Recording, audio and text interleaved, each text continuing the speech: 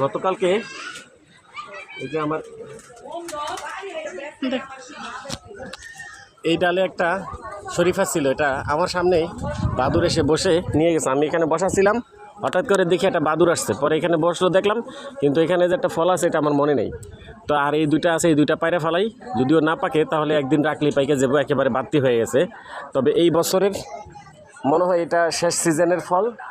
এখন শরীফা আছে কিনা আমি জানি না, তো এটাই মনে হয় শেষ। দুইটা পারতেছি, দোয়া করবেন।